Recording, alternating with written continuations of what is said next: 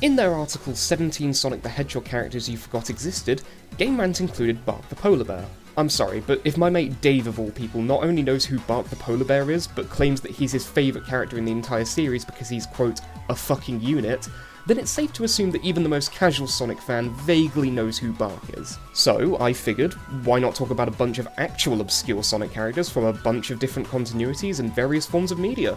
I can promise you that unlike Game Rant's article, there will at least be one character in this video whose existence you either forgot about or didn't even know before. If I'm wrong and you already knew about every single one as well as all the bits of trivia I discuss, then I'm going to ask the SegaSonic Bros to surround your house and make it disappear. Okay, this entry feels like cheating a bit, if I'm entirely honest. SegaSonic Bros was a cancelled puzzle game from 1992 that had a few location tests before fading into obscurity. In it, you have to create various lines and loops in order to get rid of as many pieces on the screen at once. When these pieces fall from the top, they're represented by Sonic and, based on the title of the game, his near-identical brothers, Yellow Sonic and Red Sonic. There's also Sonic's third, seemingly disowned and gate-crashing brother, considering that he doesn't appear on the title screen and only shows up after level 30, White Sonic. Do any of them really count as characters, though? They haven't got any personalities or anything to say. They're more gameplay elements than anything. If we're talking about actual unique characters, then it's worth noting that the members of Sonic's band, consisting of Sharps the Parakeet, Mark the Rabbit, Max the Monkey, and Vector the Crocodile, were planned to appear in SegaSonic Bros. And this was right after they'd been cut from the original game's sound test. Based on these sprites in the game's data, they probably would have been imprisoned by Robotnik and would need to be freed by eliminating the different coloured pieces from the screen, but it's hard to know for sure since they were cut during development. Imagine getting cut from a game that got cancelled, that's just fucking pathetic. Vector, obviously, went on to appear in the games themselves, so he's not even remotely obscure. The other band members weren't so lucky though. They've shown up a few times in the Archie comics, and they've made cameos in the background of the 30th anniversary comic by IDW, alongside another cut character from the games. During the development of Sonic the Hedgehog 2, artist Craig Stitt was one of the Sega Technical Institute members who took part in a competition to create and design a new sidekick for Sonic. Tails was ultimately selected, of course, but in 2020, Stitt shared his pitch of a turtle named Boomer. Or Boom Boom. Or Boomy. His name begins with Boom. Alongside his original conceptual drawings, he explained that Boomer would have been tough with the shell, but vulnerable, needing Sonic's help if he got flipped on his back. He would have helped out Sonic by being able to fly if Sonic pushed him up to speed. Then Sonic would jump up and ride on his back over lava, spikes, etc, etc. From this description, I get the feeling that Boomer would have functioned similarly to Rush from Mega Man 3, or maybe the Rocket Shoes from the Game Gear games now that I think about it. Again though, it's hard to say because he wasn't implemented into the game itself. He's definitely got a cool design though, and he probably would have been fun to play as, but I think Tails is the stronger of the two from a design and gameplay perspective. As alluded to before, Boomer makes a brief cameo in the comic story Sonic Learns to Drive, where he's understandably mortified by Sonic's really shit driving. But do he and Sonic's band really count as being obscure characters if they were cut from most of their intended appearances and are just minor characters in other media? Maybe not, but they're cool and have interesting histories that I wanted to talk about. How about Chaos Gamma from Sonic Battle? He's E102 Gamma, but with another hand and none of the appeal. He was a test subject for Eggman's experiments with the Chaos Emeralds and was built from parts of older or destroyed robots such as the original Gamma. He shows up several times throughout the various campaigns, having been ordered by Eggman to bring Emerald back to him, which leads to Sonic, Tails and Amy questioning him as to whether or not he's the original Gamma. Because, you know, he died.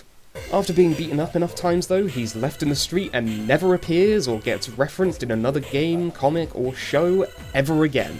He doesn't even have his own campaign in the story mode or anything either, and is only playable through the other game modes.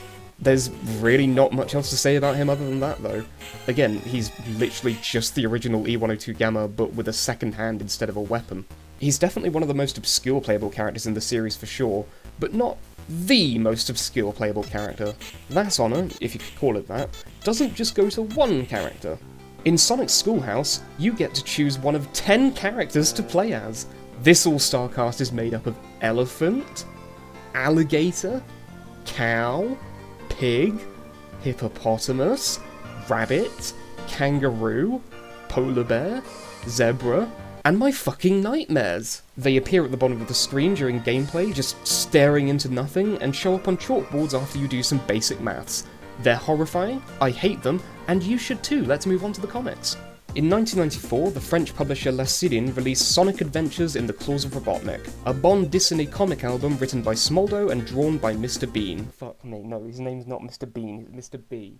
It sees Sonic and Tails escape from Robotnik's spaceship and land back on Angel Island after the events of Sonic 3, where they both discover an ancient city full of echidnas led by Princess Alucion, who very conveniently has a crown with the grey Chaos Emerald embedded into it.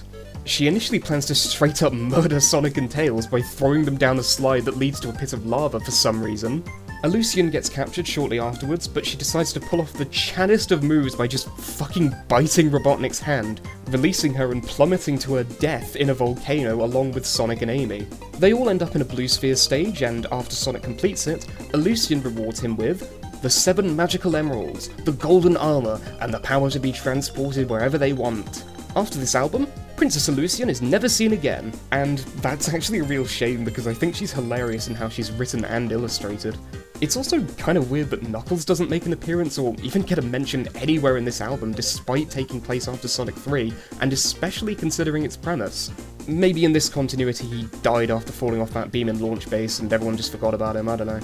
One other interesting thing to note is that Sonic's transformation into Super Sonic is referred to as a golden armor by both Alucion and Tails, even though it's clearly not armor. Are they stupid?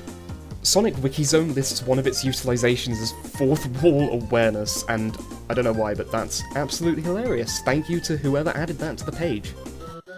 Alright, when it comes to the Archie Sonic comics, there's so many characters that I could probably do a separate video dedicated solely to just covering all the little-known ones from its 23-year history.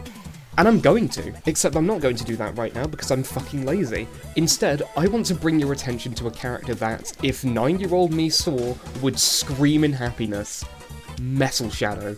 His design goes so hard, and I love it. But it's unfortunate that he didn't actually appear in any of the comics.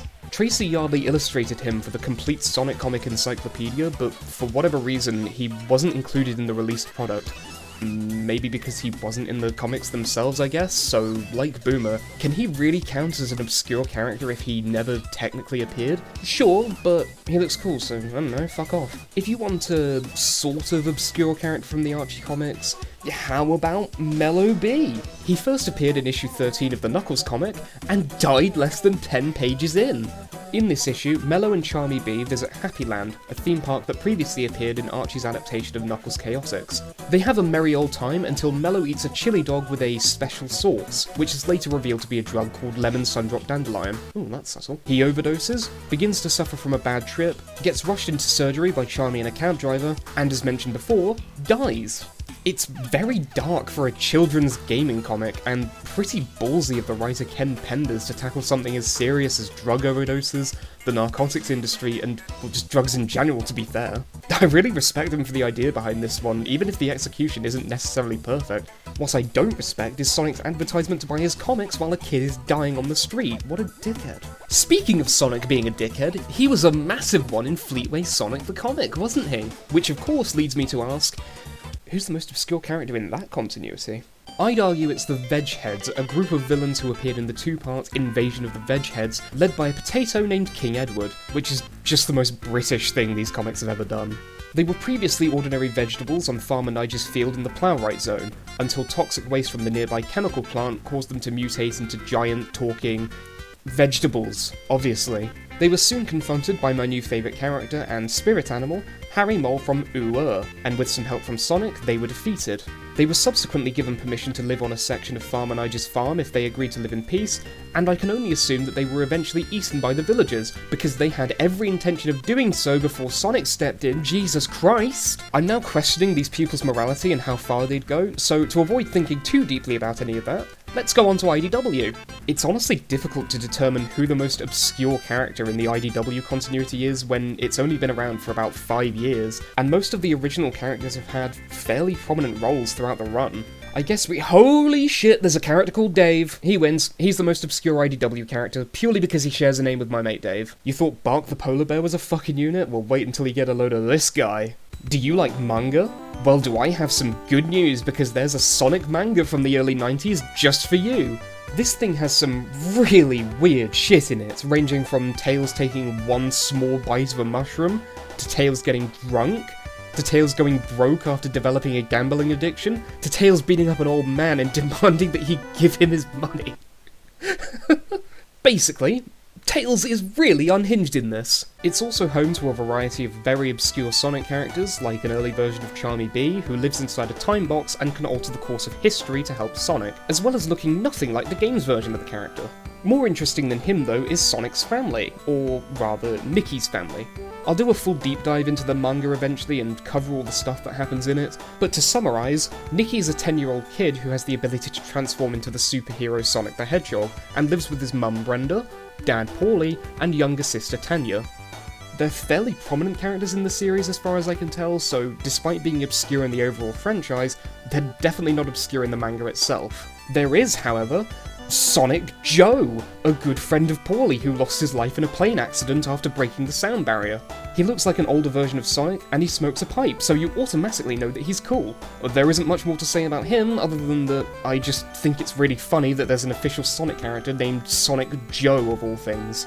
We're going to be doing a bit of a lightning round for characters from the various TV shows, purely because I haven't watched them all in their entirety, and I genuinely don't have the time or patience to do so.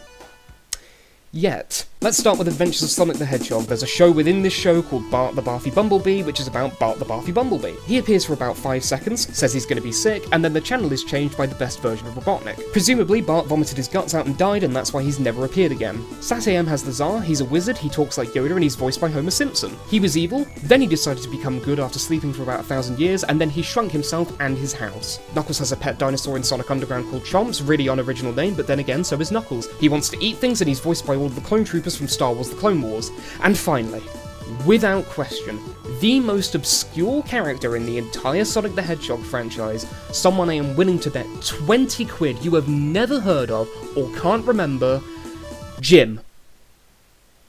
He's just Jim. Alright, cheers for watching.